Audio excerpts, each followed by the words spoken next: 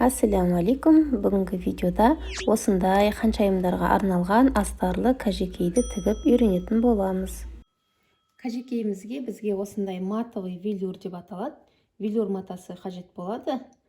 Және астарлық маталарымыз штапельді пайдаланамын мен, немесе кәдімгі астарлық матаны қолдануға болады. Содан кейін дублерин. Бұл осындай бір жағы клей. Міне, осы клей жағын үтіктеп мына велюрге жабыстыратын боламыз. Формасын жақсы ұстап тұру үшін жабыстырамыз. Содан кейін линейка, сосын мынау лентамыз, бор қажет болады, жіптеріміз.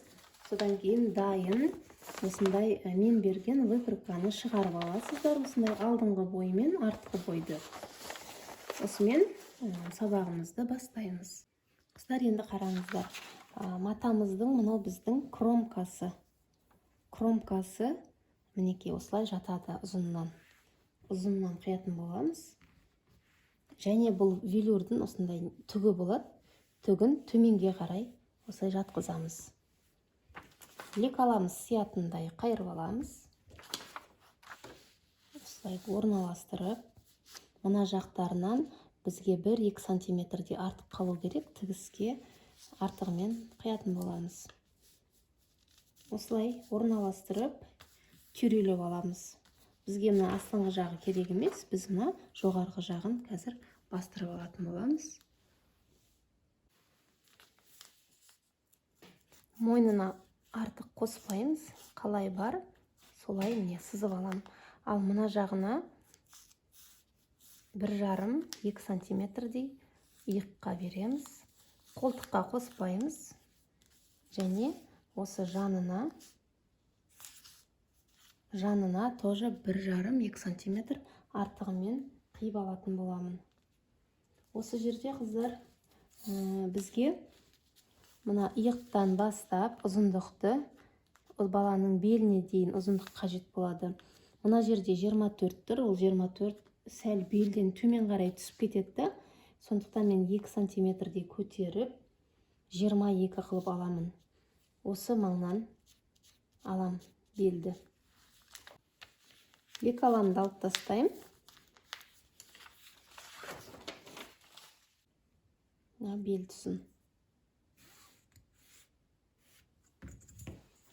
Енді төменгі жағынан да 1 сантиметр қалдырып, тігіске осылай қиып аламыз.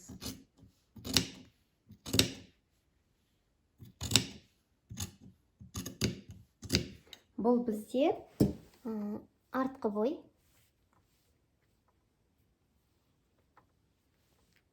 Матамыз жылжып жатыр, сондықтан инемен түйрелеп алу керек. Қимай тұрып, бірден осылай инемен түйрелеп аларсыздар. Артқы бойда осы жерінде міне тұтасынан жатады, ізгейіп болады. Осы жанынан да 1,5-2 сантиметрге қалдырамын да қиып аламын.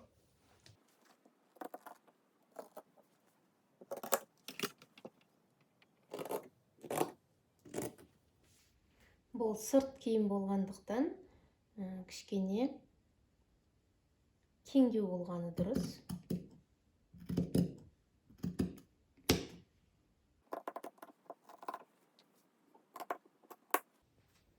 Мінекей, артқы бойды қиып алдым. Енді осы тұрысынан, осы тұрған жерінен алдыңғы бойды, астыңғы жағынан алдыңғы бойды пішіп аламыз. Бізге алдыңғы бойдың лекаласы керек болады. Алдындағыдай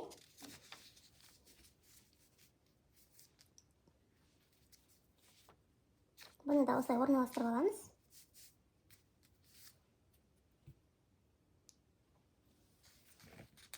Бірден қиып алуға да болады, немесе сызып алып, сосын қисаңыздар да болады.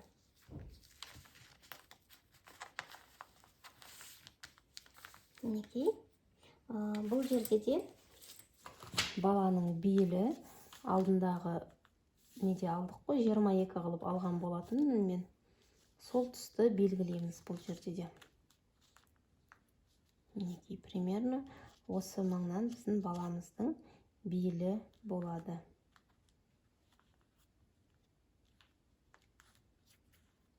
Осы маңнан баламыздың белі болады. Енді бастырып сызып алайын.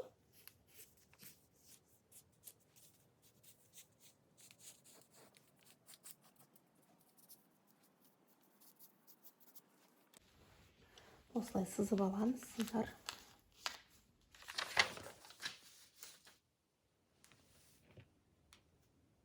Матамызды жылжып кетпес үшін инемен желілеп қоямыз. Бұл түбі бар мата болғандықтан өте жақсы қозғалып кетеді. Бізде ұзындығы менде 22 болады дедім мен. Сіздерде 22-23 қылып алсаңыздар болады. Және осы тұстан сызып аламын. Бұл біздің беліміз тұратын жер. Мынау бізде алдыңғы бой ғой. Алдыңғы бойды кішкене алдын ашықтау қылу керекпіз.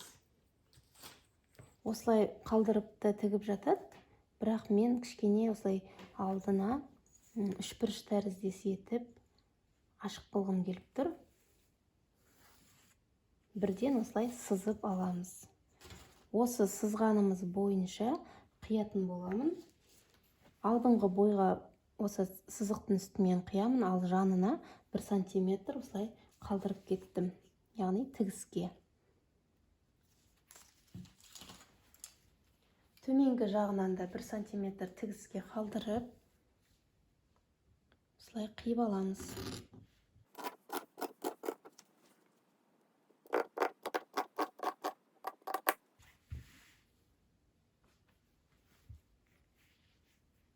Мына жаны бізде қапталы ғой. Қапталына менде сгиб болғандықтан осылай ортасынан бөле салам.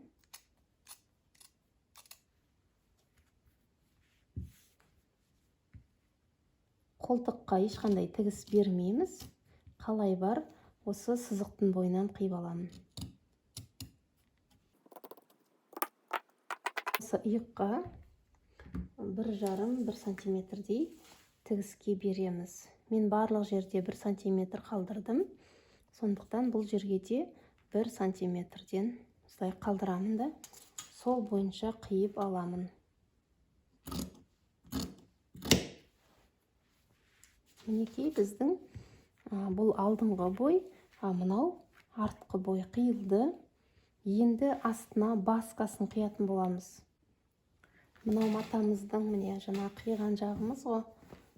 Төменге қарап жату керек матамыз. Осы жерден осылай екіге бүктеп 136 сантиметрді қиып аламын ұзындығы. Менде 2 қабатынан жатыр осы жерде. 68-ді белгілеп аламын.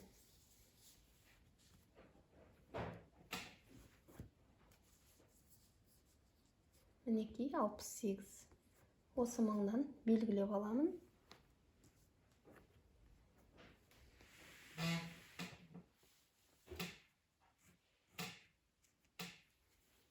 Енді басқамның енін өлшейміз. Ені 15-тен 20-ға дейін алсаңыздар болады. Мен осы жолы 20 қылып алайын.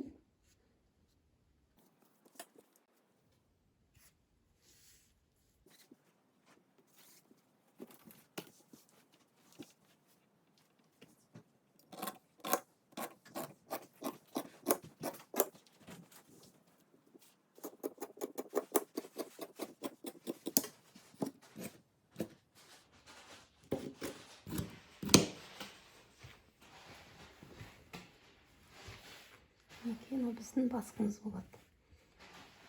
Мынау алдыңғы жағы басқымыздың. Осы жерін осылай 4 бұрышты қылып қалдыруға да болады, немесе сәл ғана бітіп доғал етіп қиып алсақ та болады. Біздің алдыңғы бой осылай 2 штук, артқы бой 1. Осылай қиылды. Енді мынау біздің басқамыз ғой. Бұл жерін доғал етіп қиып аламыз. Осылай қалдырсаңыздар да болады. Енді ол әркімнің өз еркі. Алдымен осылай сызып аламыз. Сосын барып қиямыз.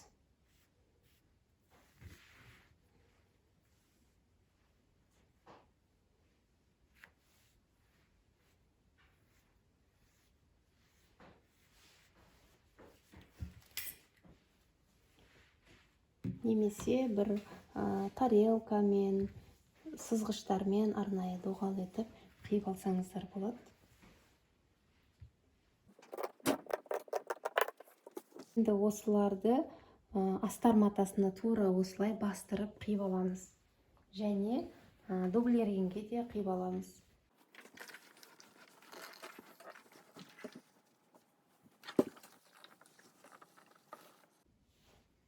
Бұл жерде де мінекей кромкасы, матамыздың кромкасы.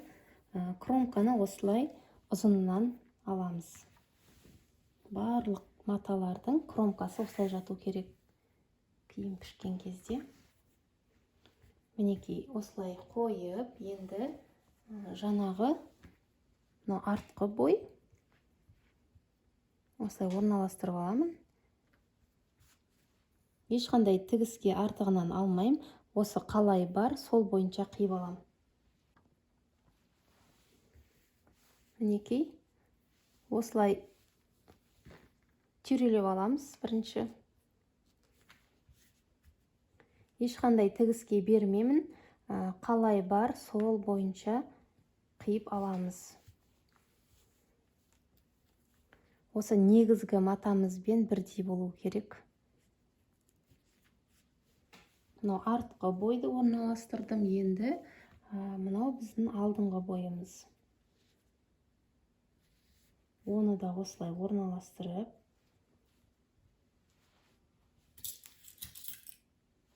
міндетті түрде инемен түйрелейміз. Матамыз жылжып кетпесі үшін осылай жан-жағынан түйрелеп алып, алдыңғы бой, артқы бой, содан кейін басқамызды да осылай қиып аламыз.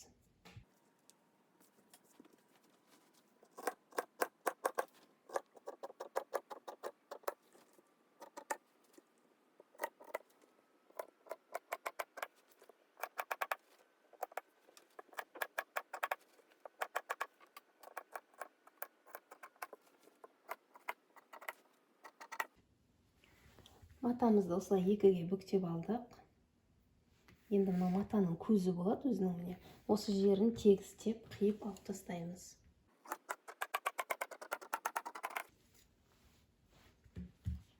Енді басқамызды осы екі бүктеулі жатқан күйінде осы жерге қойып аламыз.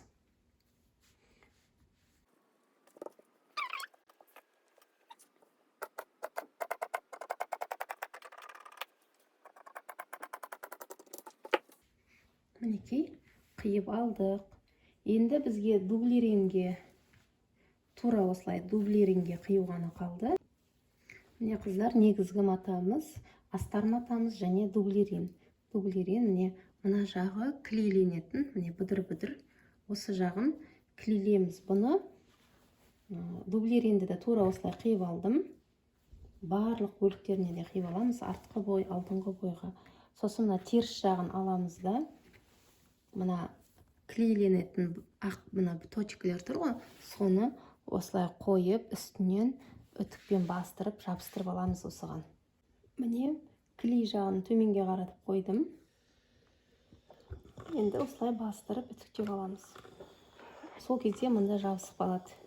Менде мына жерін кішкене матам жетпей қалыпты, байқамай қалыппын. Енді ол ештеңе етпейді. Ода тұрған ештеңе жоқ. Осылай жабыстырамыз.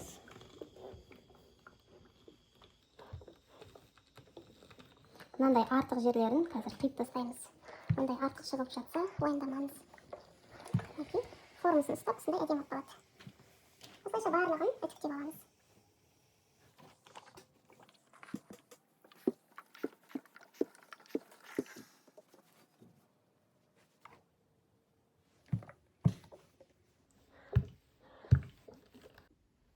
Енді осы негізгі матамыздың екі жандарын екі қаптал тігістерін қосып тігіп аламыз. Мына екі қапталын осылай тігіп аламыз. Түйрелеп немесе көктеп алсаңыздар болады осы кезде.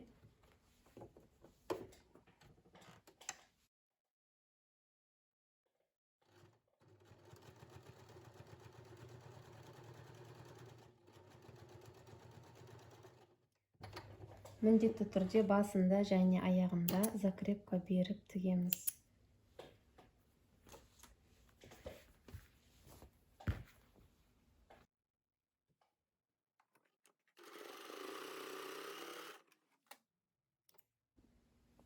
Басқамыздың оң бетімен астарлық матамыздың оң бетін беттестіріп,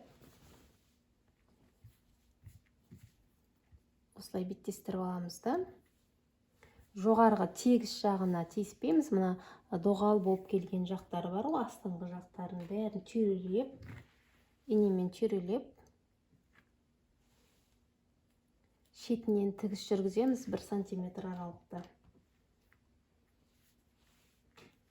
Бірінші міндетті түрде көктеп алыңыздар, немесе осылай инемен түйрелеп алыңыздар. Мінекей барлық жағын осылай инемен түйрелеп,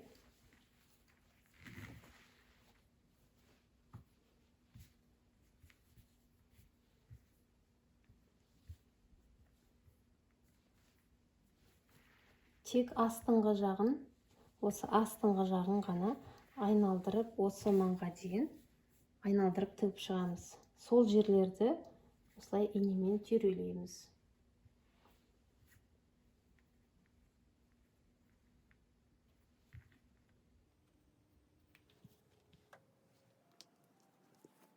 Шетінен 1 сантиметр аралықта тігіп шығамыз. Бірінші закрепка береміз міндетті түрде.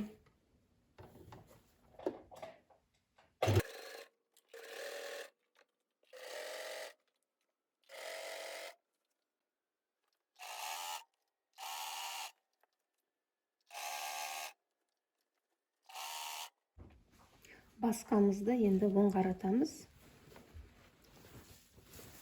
Міне жоғарғы жағы тігілген жоқ, осындай болып. Сіздерде осындай болып шығу керек. Содан кейін жақсылап үтіктейміз.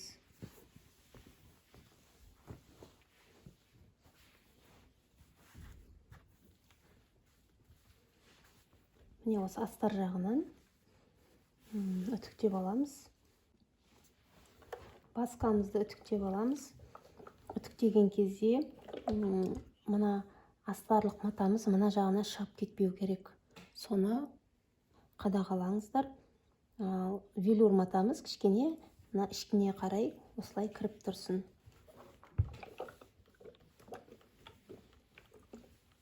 Үтіктегеннен кейін осылай артық болып шығады. Оны артығын тегістеп қиып алып тастаймыз.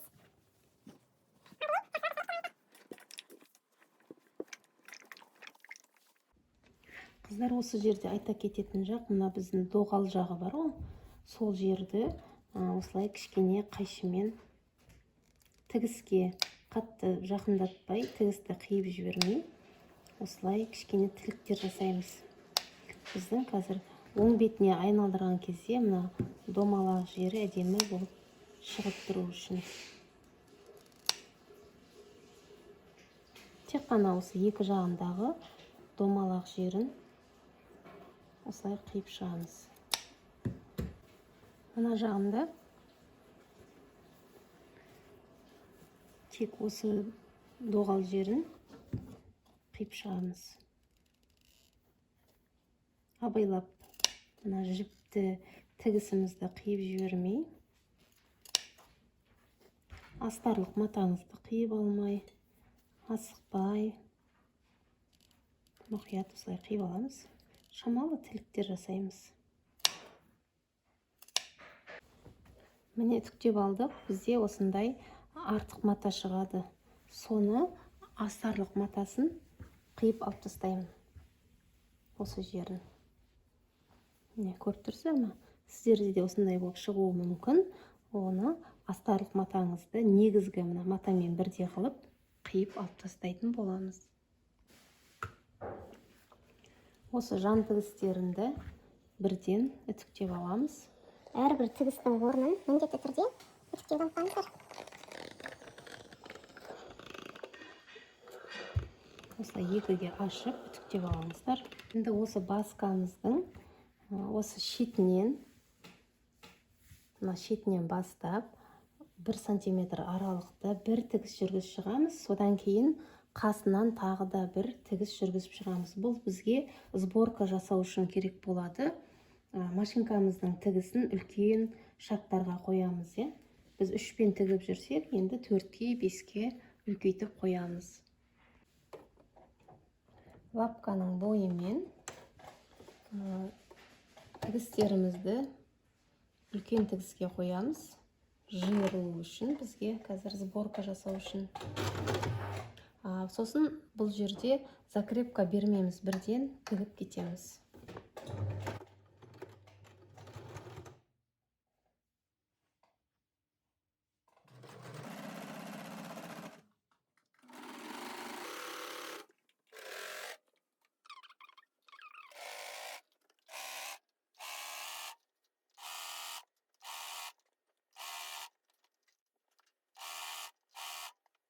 Қыздар, бір тігіс жүргізіп алдым ғой осылай. Енді осы тігістің қасынан, егер қателесіп кетем десеңіздер, мен сызғышпен сызып алсаңыздар болады. Осы жерден 0,5 сантиметр аралықта екінші рет тігіс жүргіземіз. Бұл жерде закрепка ештеңе бермейміз. Түзеу етіп тек тігіп шығамыз, ешқандай үзбей. Содан кейін соны сборкаға жинайтын боламыз.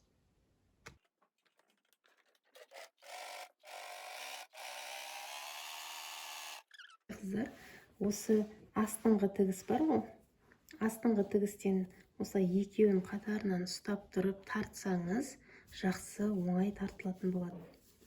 Осылай жиырып, осындай бір келкі сборка жасап аламыз. Мінекей, осылай астыңғы жіптен тартсаңыз, үзіліп кетпесін, жібіңіз үзілмеуі керек. Осылай тартып, сборкаға жинаймыз. Осылайынан қойып, кәжекейімізді оң бетіне мынаны қойып келтіреміз. Қарап аламыз ғой өлшемін. Осы жинаған сборкамыздың қарап аламыз. Егер де әлі артық болса, тағы да жинаймыз. Менде сәл ғана қысқалау болып қалды. Мен, наоборот, не істеймін, босатам кішкене. Сәл босатамын. Содан кейін осы сборкалардың әдемі болып тұруын қадағалаңыздар. Бір келкі болып тұру үшін осылай келтіреміз араларын. Содан кейін міне оң бет мен оң бетін бір-біріне осылай беттестіріп, міндетті түрде осы жерде көктеп алыңыздар, немесе инемен терулеп алыңыздар. Сіздерге қалай ыңғайлы. Осылай бір-біріне келтіріп, осы жерде қыздар, мына шетінен 1 сантиметрдей қалдырып, сосын барып осылай тігеміз. Инемен терулейміз осы жерде 1 сантиметр қалдырып, мына шетінен де осылай 1 сантиметр қалдырамыз осы бойдан.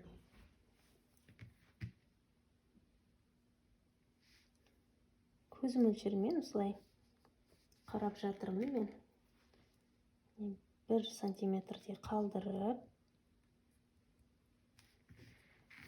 осының бәрін осы жерге, міне, басқамызды осы жерге инемен терулеп аламыз. Немесе көктейміз. Көктеген әлде қайда негізінде жақсы болады. Ыңғайлы болады көктеп алған. Ерінбей көктесеңіздер де болады. Мінекей, дәл келіп тұр менің басқам. Енді осы жерлерді терулеймін да, сосын тігіп шығатын боламын. Міне, терулеп алдық. Примерно бізде осындай болады. Енді тігіп шығамыз. мына екі тігіс бар ғой бізде, соның ортасынан, мына екі тігіс жүргіздік қой біздер сборкаға, соның ортасынан тігіп шығамыз. Түзеу тігіспен соңына дейін тігіп аламыз. Басында міндетті түрде закрепка береміз. Басында және аяғында.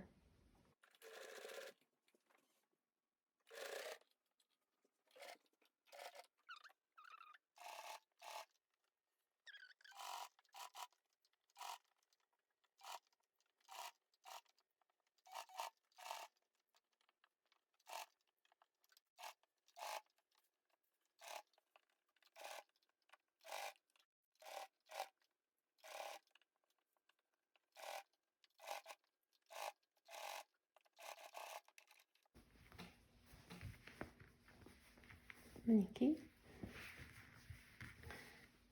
Сборкамыз осындай болып шығады. Енді жаңағы тігіс бар ғой бізде астындағы, мына жағынан көрініп тұрған тігісті сөгіп алып тастаймыз. Көрініп тұр, екінші тігіс. Соны алып тастаймыз. Мінекей қыздар, менде осындай баска шықты. Енді қарасаңыздар, мына айтқандай шетінен 1 сантиметр осылай қалдырып барып тіктім. Енді қыздар, мынау астары матамызды оң бетімен оң бетін беттестіріп, міне алдыңғы бой мен артқы бойды бір-біріне орналастырамыз да, екі жанын тігіп аламыз. Тек қана екі жанын. Бір жанын тігер кезде қыздар, осы шетінен, екі шетінен ғана тігіп, мына ортасынан кішкене жер қалдырып кетеміз. Қазір бізге оң бетіне айналдыруға қажет болады. Осы бір жанынан ғана кішкене жер басынан, мына жағынан тігеміз, ортасы қалады, ал екінші жағын полностью тігіп аламыз.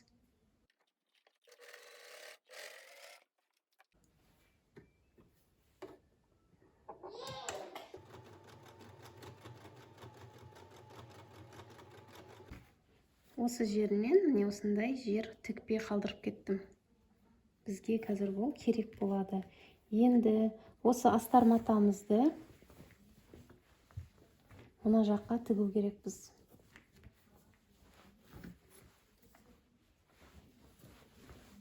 Кәжекейімізді оң жағына айналдырып аламыз.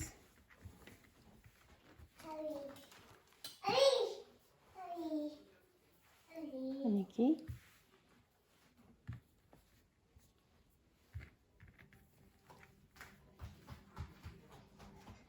Осылайынша тек қана осы алдыңғы бойды инемен түйрелейміз. Міндетті түрде осылай инемен түйрелеп,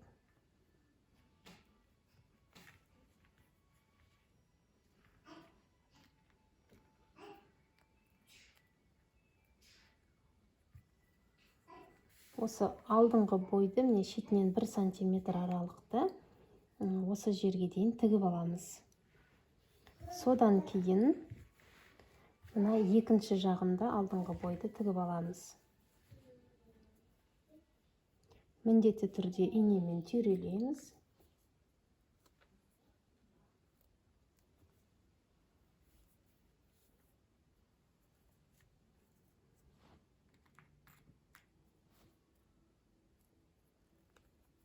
Міне екі алдыңғы бойын тігеміз, содан кейін мына қолтық айналасын тігеміз. Осылай тігістерін бір-біріне келтіріп, осы жерлерінде инемен түйрелейміз.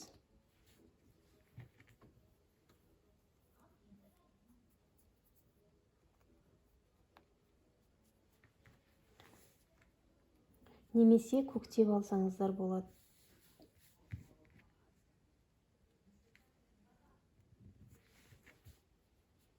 Мінекей, тігістері бір-біріне келу керек. Осы жерде қолтық тігістері. Және мына астыңғы жағын осылай тігісін екі жаққа жатқызамыз.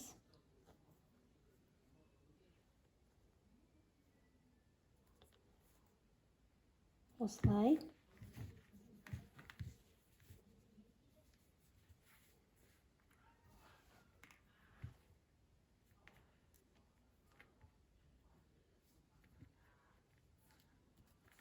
міне қолтық айналасын тігіп аламыз. Содан кейін мойынды. Міне мойынды да осылайынан айналдырып тігіп аламыз.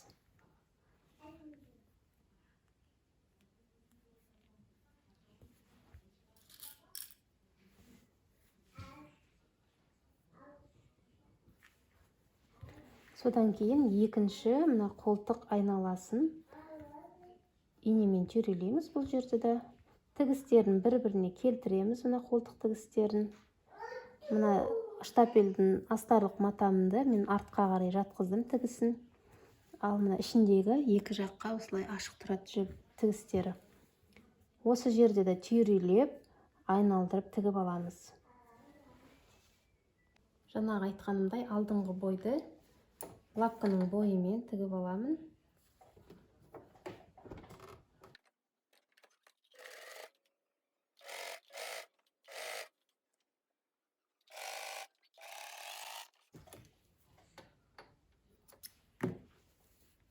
Мінекей, осы жерге дейін тігіп алдым.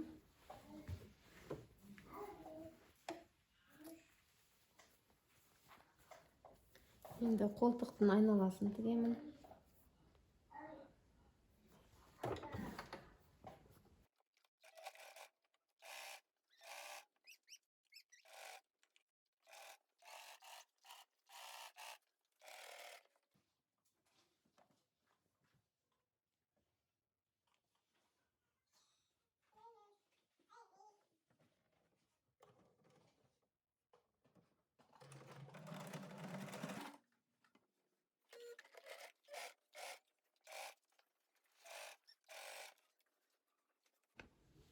Неке қыздар, екі қолтығын, алдыңғы бойды және мойынды, міне қолтығын және алдыңғы бойды осылай ұзыннан тігіп алдым.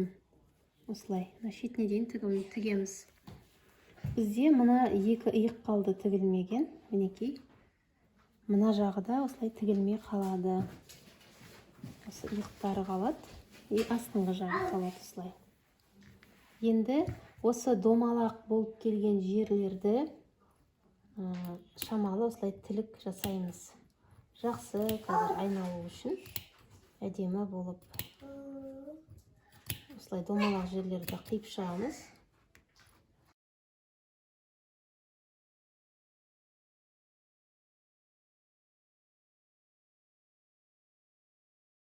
Мына жағына баскамызды кигіземіз ішіне қарай. Осылай тығып жібереміз.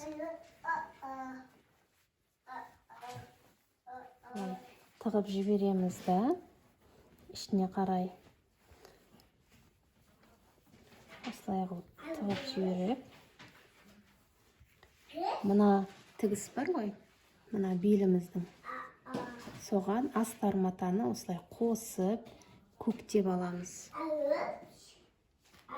Немесе осылай инемен түйрелеп аламыз барлық жағынан.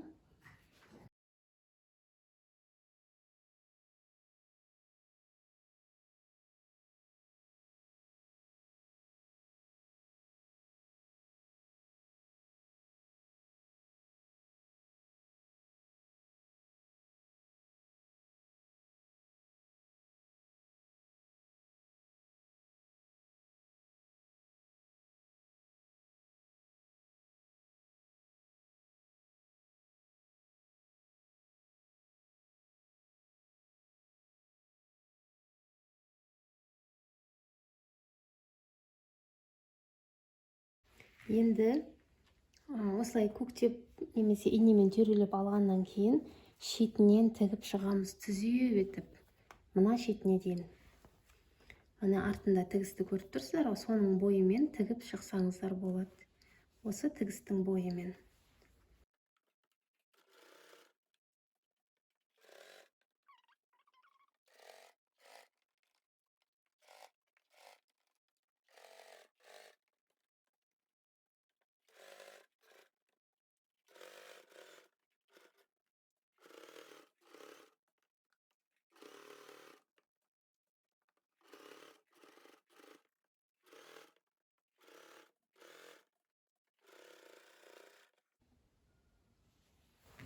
Енді осы жерін артығын осылай қиып тастаймыз.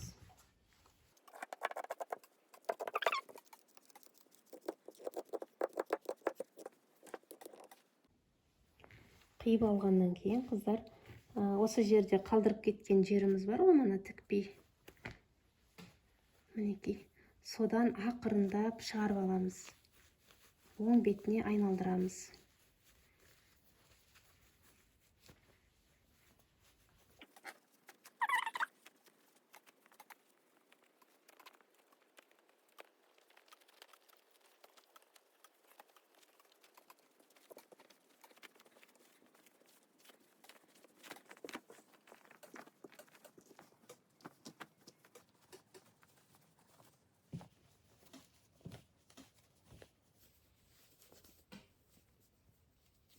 Мінекей, айналдырып алдық.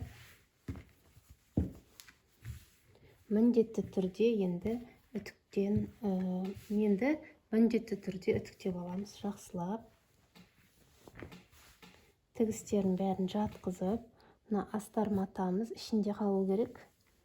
Осылай үтіктеген кезде осылай үтіктейміз.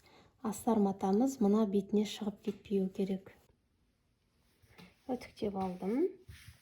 Енді қыздар, иық қалды бізде, иығы.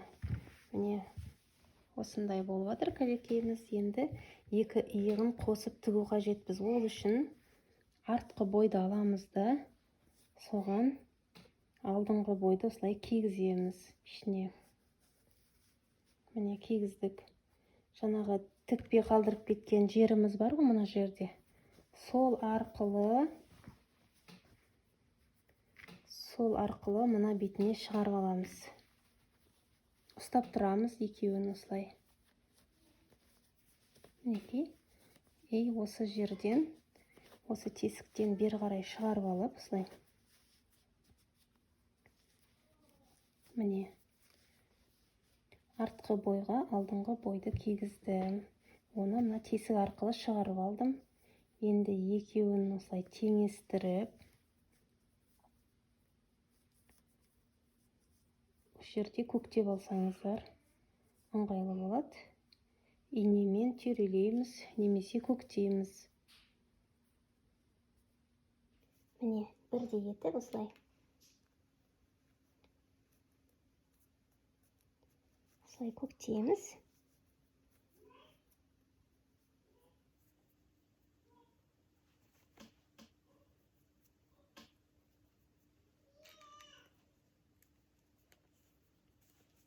Осылай түйреп алып, содан кейін шетінен 1 сантиметр тігіспен, 1 сантиметр тігіс аралығында тігіп шығамыз.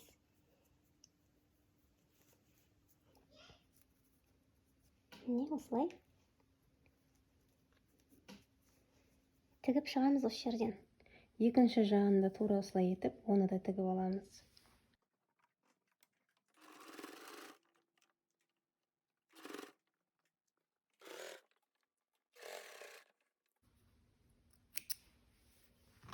Мінекей, тігіп алдым. Енді осылай қарай айналдырамыз. Мінекей, айналдырғанда осындай болады бізде. Екінші жағында тігіп аламыз осылай. Мына артқы бойға алдыңғы бойды кигіземіз осылай. Сосын мына тесік арқылы ішінен ұстап тұрып, бері қарай шығарамыз.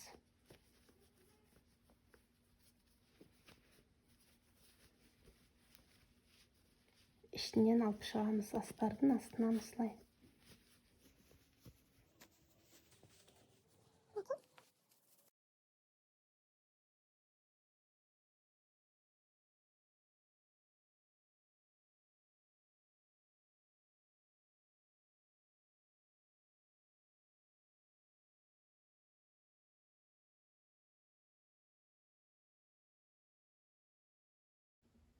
Мінекей қыздар, кәжекейіміздің екі иығы тігілді. Енді үтіктейміз жақсылап бір. Осымен кәжекейіміз дайын. Менің тіккен кәжекейім 1,5-2 жасқа арналған. 1,5-2 жасқа келеді. Мына алдына осылай крючок болады ғой. 2 крючок іліп қойсаңыздар, осы жеріне тігіп қойсаңыздар. Сосын мына жерде мінекей манағы қалдырып кеткен тесігімізді бұл жерде қолымызбен білдірмей тігіп жібереміз. Жасырын тігіспен тігеміз ол жерін. Мінекей осындай біздің кәжекейіміз дайын болды. Барлығын жақсылап бір үтіктеп аламыз. Содан кейін осы алдына дайын ою, сондай жабыстыратын немесе бір гүлдер болады, дайын. Сондайды жабыстырсаңыздар да болады. Қолдан өздеріңіз вышивка тіксеңіздер болады. Сол кезде кәжекейіміз өте әдемі болып көрінеді.